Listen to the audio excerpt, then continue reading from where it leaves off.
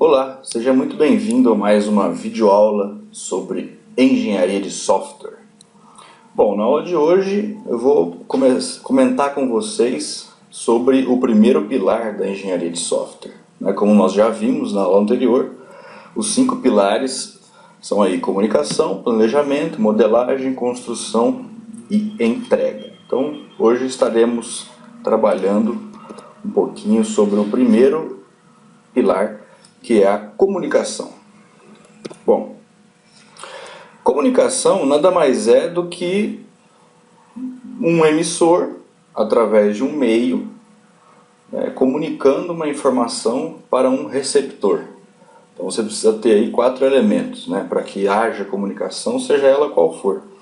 Você precisa ter o emissor, precisa ter a mensagem em si, o meio através que essa mensagem será transmitida, e o emissor e o receptor que vai receber essa informação que foi emitida pelo emissor. Então, aí como ilustração, você tem então o emissor, que é o que vai criar a mensagem. Você tem o meio, que é a forma como essa mensagem será enviada para o receptor. Você tem o receptor.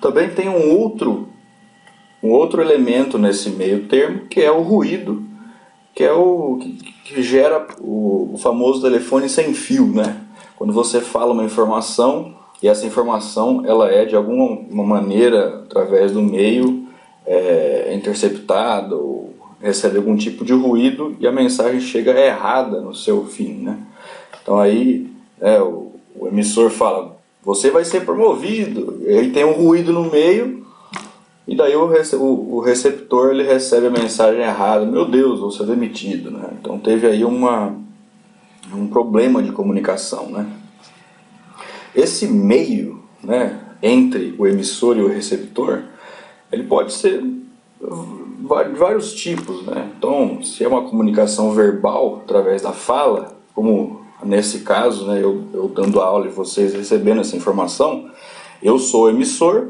então eu estou passando uma informação através do meio ar, vou colocar assim, porque você está, claro que nesse caso o meio é a internet, você está recebendo isso de algum lugar. Mas se a gente estivesse conversando pessoalmente, então você estaria recebendo essa informação através do ar, através da minha voz, da minha boca e tal. Outro tipo, a internet é outro tipo, então dentro de redes de comunicação, redes de computadores, a gente tem alguns meios diferentes, que é a eletricidade, por exemplo, cabo de rede passa informação através da eletricidade. Tem o wireless através do ar e o som, Então, existem vários tipos de meios diferentes. A luz, por exemplo, é um tipo de meio também que passa informação de um emissor para um receptor. Então, você tem aí, esses são os conceitos básicos, os elementos mínimos e básicos para que haja qualquer tipo de comunicação. Então, de novo, você precisa ter um emissor, a mensagem em si que o emissor vai transmitir, o meio através que essa mensagem será transmitida, e o receptor, aquele que vai receber essa mensagem. Esses são os elementos da comunicação. Bom, trazendo aí para nossa vida de software, eu trouxe esse quadrinho para ilustrar um pouco da importância da comunicação correta, Então aí nesse primeiro quadrinho a gente vê, o que o cliente queria isso. Isso foi como ele explicou para o líder de projeto. O líder de projeto entendeu assim, o analista explicou assim, o programador entendeu assim e desenvolveu o aplicativo assim. Ou seja, existiu aí uma nítida e problemática comunicação, onde não foi nada feito como o cliente queria. Aí seguindo também, o primeiro quadrinho, o resultado do teste de carga. Os beta testers receberam isso, o suporte instalou isso no cliente e cobrou isso com os patches, como os patches devem ser aplicados, e o projeto foi todo documentado assim. Para terminar, os consultores em marketing descreveram assim, o pessoal de marketing é bom de boca. O software foi anunciado assim, né, até sem cor, sem praticamente nada. Quando ele foi entregue, né, depois da era glacial, solução do suporte para alguns problemas, né, nenhum. Resultado do efeito DIG no site do aplicativo, aí destruiu tudo o que faltava. E a versão open source aí é até melhor do que o que o cliente queria. Então, é claro que essa é uma ilustração, mas ela exemplifica legal aí o processo mesmo, né? Quando a gente não dá importância para essa comunicação, que é o primeiro passo da engenharia de software, as coisas elas tendem a caminhar para um caminho tortuoso, né? Todo o restante é um efeito cascata. Se você não tem a comunicação muito bem estabelecida, tudo muito claro, muito bem definido, o planejamento vai sofrer, a modelagem vai sofrer, depois a construção vai sofrer e por fim a entrega, né, a aplicação desse sistema, desse software vai ficar muito a desejar. Então a comunicação é imprescindível para que haja uma engenharia de software eficiente, para que tenham sim um software muito bem feito no final, né? Bom, existem alguns princípios da comunicação que Pressman cita em seu livro, que são muito importantes, são 10 princípios, que o engenheiro de requisitos precisa muito ter essas qualidades, ou trabalhar para conseguir ter essas qualidades, essas características, para conseguir fazer essa comunicação com o cliente ser muito bem estabelecida, né? Muito boa essa comunicação. Então a primeira coisa delas, o primeiro princípio da comunicação é ouça, né? Ouvir. Ouvir é uma qualidade difícil, né? Às vezes a gente gosta mais de falar do que ouvir. Mas o engenheiro de requisitos, né, o responsável principal pelo primeiro passo da engenharia de software, que é a comunicação, ele precisa ter, antes de tudo, muita paciência e saber ouvir. Porque a função dele praticamente é ouvir, né? O engenheiro de requisitos vai no cliente e ele vai ouvir o que o cliente quer, né? O que o cliente pretende de software e tal. Então é preciso ouvir. E com paciência, porque muitas das vezes, né, para não falar todas as vezes, né, o cliente ele chega para a primeira reunião de requisitos assim com ideias fantásticas, então ele não põe limite em nada. Então ele quer uma Ferrari, sempre é uma Ferrari, nunca é um carro popular, ele sempre quer um negócio fantástico e tal, e cheio de ideia, e fala, e tem que ter isso, tem que ter aquilo outro, e tal, ele despeja aquele monte de requisitos no engenheiro de requisitos. Mas é preciso ouvir, faz parte do processo. Depois, esses requisitos vão sendo mais bem trabalhados aí para que seja, para que todo mundo chegue num acordo e seja melhor, né? Segundo, prepare-se antes de se comunicar. Esse item é muito legal mesmo, porque, vamos supor, você é engenheiro de requisitos, você trabalha com software, desenvolvimento de sistemas, e você vai para um cliente de banco, por exemplo, você vai atender um cliente de banco. Então, é importante você se preparar antes da primeira conversa e das outras também, né? Você entender, não, deixa eu entender o que o cliente faz, então como é que é uma convivência mínima ali de banco, o que o banco precisa ter. Então, se você já se prepara antes para conversar com o cliente, isso faz toda a diferença, porque o cliente percebe que você já tem algum tipo de domínio, isso facilita as coisas. Terceiro, alguém deve facilitar a atividade. Bom, e esse facilitador dessa atividade de elicitar requisitos, né, ou seja, de arrancar o requisito do cliente, porque existe alguma diferença de elicitar e levantar requisitos, né? Elicitar é você laçar mesmo, jogar no pescoço do cliente, fisgar ele e pegar os requisitos que você precisa, porque nem todo cliente sabe muito bem o que ele quer, e esse é um problema sério, e o engenheiro de requisitos vem para conseguir fazer isso dar certo, né? Então esse engenheiro de requisitos é o facilitador da atividade ali. Que se você está numa reunião de levantamento de requisitos, de listação de requisitos, às vezes um membro da reunião fala uma coisa, o outro discorda e tal, então tem que ter esse papel aí de facilitar as atividades, né? 4. Comunicar-se pessoalmente é melhor.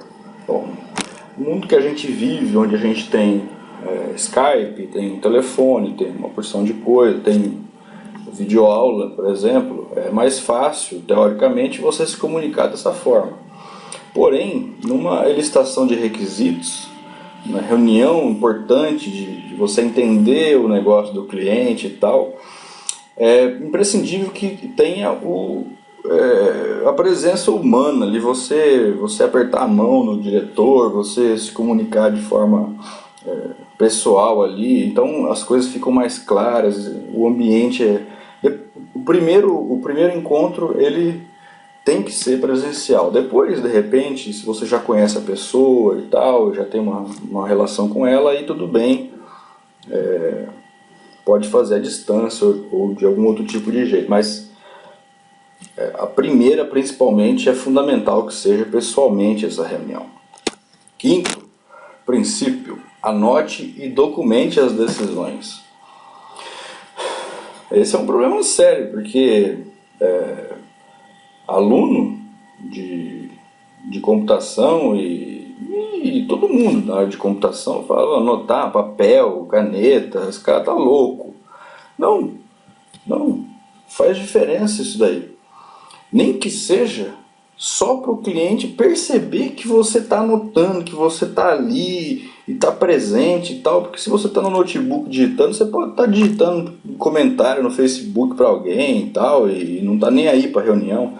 Então anota ali, faz anotação, isso faz toda a diferença. Dentro de uma aula também, anote, o professor ele adora anotações. 6º princípio, esforce-se para conseguir colaboração. Isso principalmente quando você tem ali dentro de uma reunião de levantamento de requisitos, pessoas que discordam uma das outras. Então um quer uma coisa, outro quer da outra e tal. Então esse mediador, que é o engenheiro de requisitos, ele tem que ter essa manha.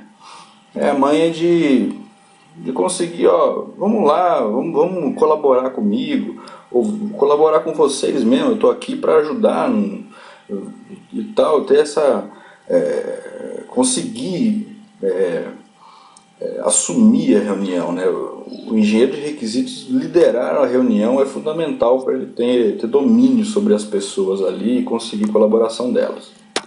7º princípio, mantenha o foco, crie módulos para a discussão. Bom, é muito fácil, né, quando está no mundo das ideias, aí as ideias se dispersarem, cara, aí começa a falar de um assunto, e daí muda completamente o rumo e tal. Então o engenheiro de requisitos ele tem ali também que ter a habilidade de manter o foco, vamos aqui dizer, vamos por esse caminho agora vamos pelo outro e tal, e devagar e mantendo o foco. 8º princípio, faltando clareza, desenhe. Isso aí pode até parecer engraçado, né, tal. Pô, mas é aquilo. Não entendeu o que é que desenha? Desenhar é uma coisa fantástica. Desenhar é uma coisa fantástica. Então, se está difícil de entender alguma coisa e tal, vai lá, pega um quadro na lousa, faz um desenho, cria uma tempestade de ideias ali, um brainstorm para poder colocar os itens principais da discussão de engenharia de requisitos ali.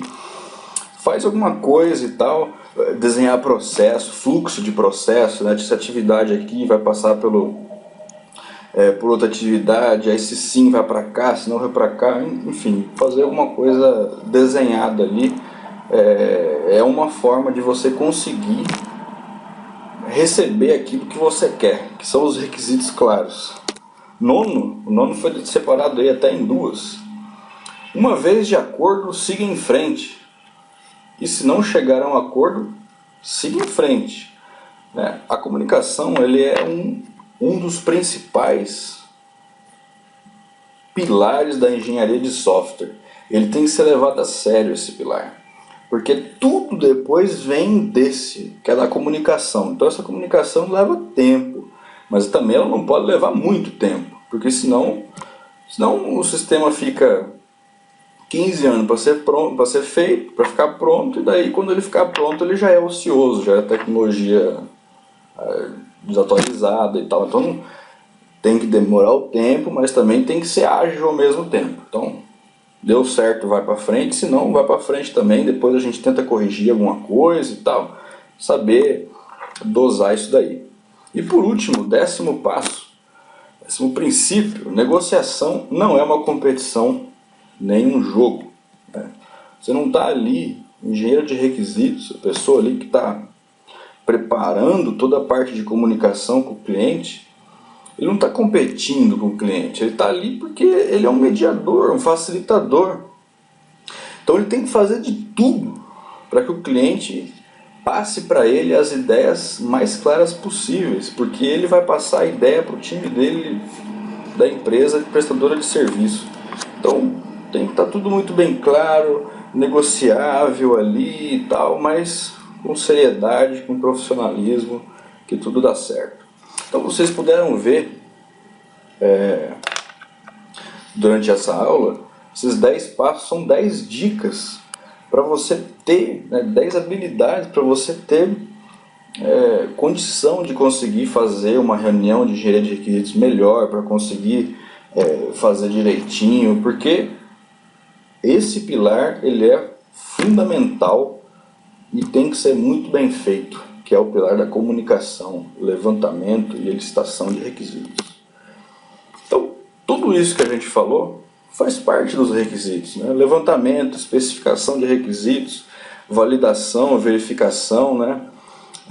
Porque o engenheiro de requisitos ele vai anotando tudo que a reunião vai falando, os clientes e tal, o pessoal manda muita coisa, daí ele vai começar a verificar, ele vai validar aquilo ali, depois ele volta, uma segunda reunião, ele fala de novo, ele levanta mais requisitos, ele tira requisitos. Então é um processo de negociação ali mesmo, para começar a definir o escopo do desenvolvimento do software em si, né? E isso envolve processo também, processo de vai e volta, e reunião, e manda e-mail, e não sei o que, mas tudo faz parte, isso vale a pena, tem que levar um tempo para fazer isso daí direitinho, para você ter no final uma engenharia de software com qualidade e um software com qualidade, né?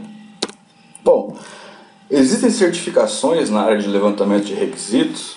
Sim, o IBQTS, que é o Instituto Brasileiro de Qualidade em Testes de Software, ele é um instituto brasileiro, então as provas são em português, eles trabalham com engenharia de requisitos e engenharia de teste, para aqueles que têm vontade também de trabalhar com teste de software. Então se você quer mais informações sobre esse tipo de certificação, quer sair na frente no mercado, quer se especializar nessa área, então entra nesse site aí, ibqts.com.br, que você vai ter todas as informações aí dessa prova, e vale a pena, vai por esse lado aí, porque engenheiro de software tem que saber levantar requisitos.